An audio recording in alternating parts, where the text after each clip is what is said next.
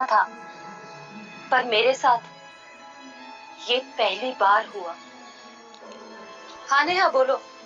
गुड्डी को तेज बुखार है, उसे एक बार दौरा भी पड़ चुका है। क्या? बहन जी, बच्चे की हालत ठीक नहीं है। अच्छा तुम मेरी बात ध्यान से सुनो।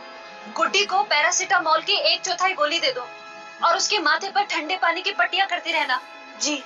मैं अभी पीएचसी के डॉक्टर से बात करके तुम्हें फोन करती हूँ। समझ गई तुम? जी ठीक है। मैंने डॉक्टर साहब को सारी बात बताई। उन्होंने कहा कि फौरन एम्बुलेंस को फोन करो और बच्चे को पीएचसी लेकर आओ। मैंने वही किया।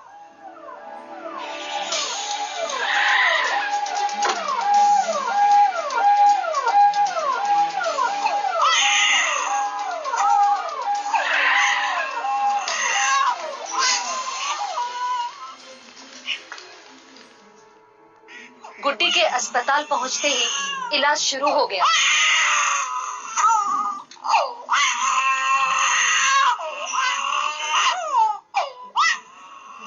पहली रात बच्चे का इलाज प्राथमिक उपचार के पीएचसी में हुआ।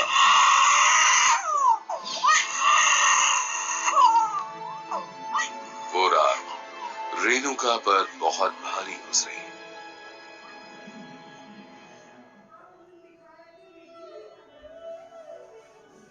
और अगली सुबह रेणुका को डॉक्टर ने बताया कि पीएचसी में जो भी इलाज हो सकता था वो बच्चे को दिया जा चुका है। अब बच्चे को और टेस्ट की जरूरत है और इसलिए उसे हमें जिला अस्पताल में शिफ्ट करना होगा। जिला अस्पताल में पहुंचते ही गुड्डी का इलाज शुरू हो गया। बच्चे के खून और सीएसएफ फ्लूइड को जांच के लिए लैब में भेज दिया गया और आईवी लाइन पर बच्चे का इलाज भी शुरू कर दिया गया था।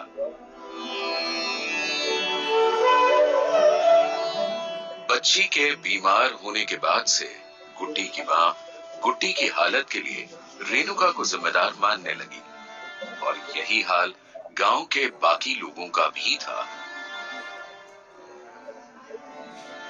रेणुका एकदम अकेली पड़ गई थी। जब भी ऐसा कोई केस हो तो उसकी सूचना जिला टीकाकरण अधिकारी यानी टीआईओ को भी दी जाती है। इस केस में भी ऐसा हुआ। एक और जरूरी बात, जब भी इस तरह का केस सामने आता है तो केस रिपोर्टिंग फॉर्मेट यानी सीआरएफ को भरकर टीआईओ के पास भेजना होता है। अगले दिन सीआरएफ मिलने के बाद टीआईओ यानी जिला टीकाकरण अधिकारी का मेडिकल ऑफिसर को फोन आया। नमस्ते सर।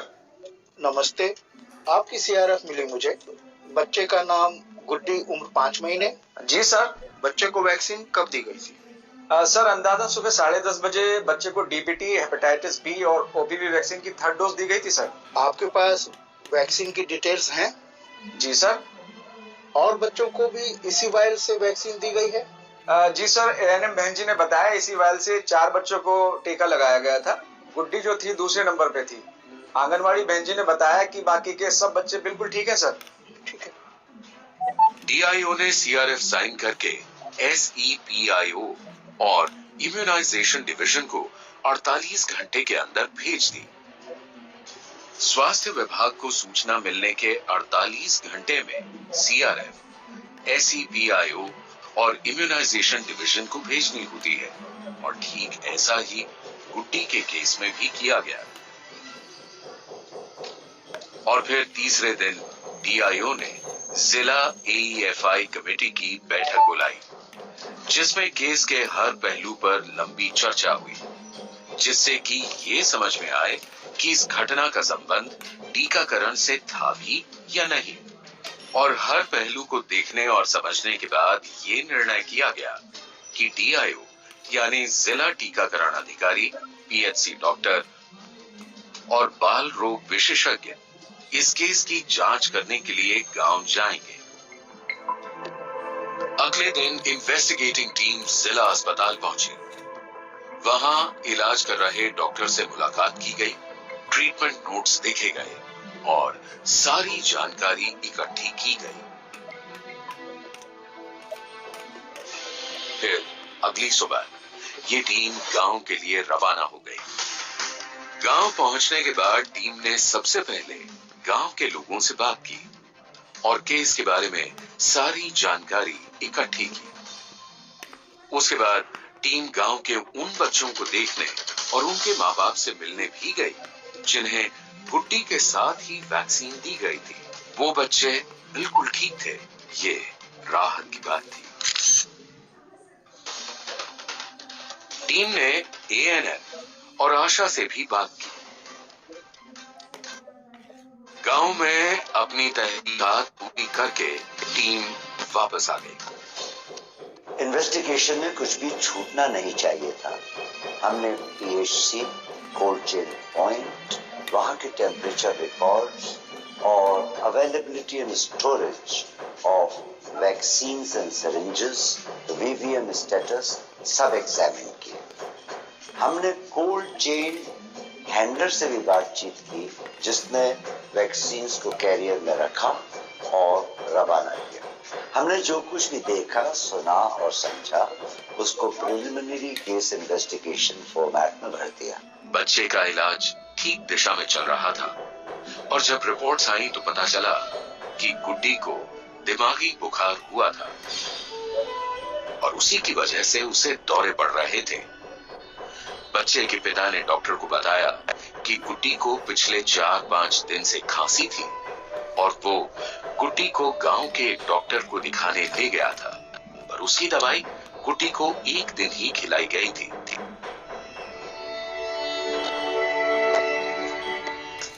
पांचवें दिन जिला एईएफआई कमेटी की दूसरी मीटिंग हुई जिसमें सारी रिपोर्ट सबके सामने रखी गई और हर पहलू पर विस्तार से चर्चा हुई।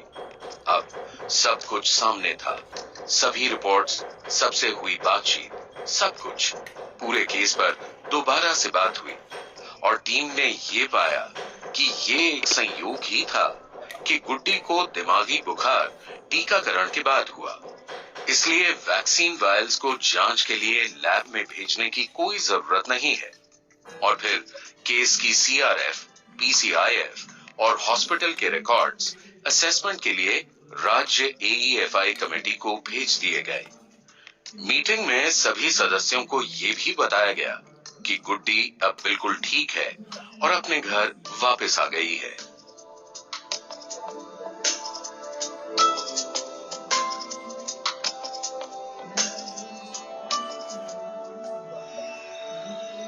वो कहते हैं ना, अंत भला तो सब भला।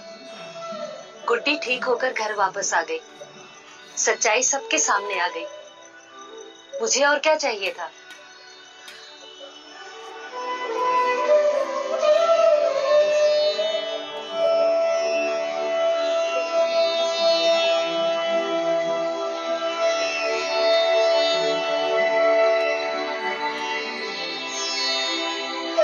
अगली बार भी आप ही को टीका लगाना है इसे।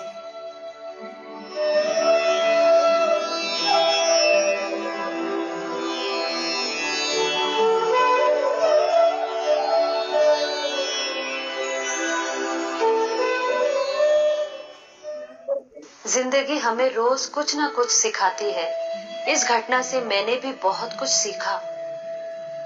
जैसे कभी भी ऐसी स्थिति में बच्चे को तुरंत इलाज मिलना चाहिए।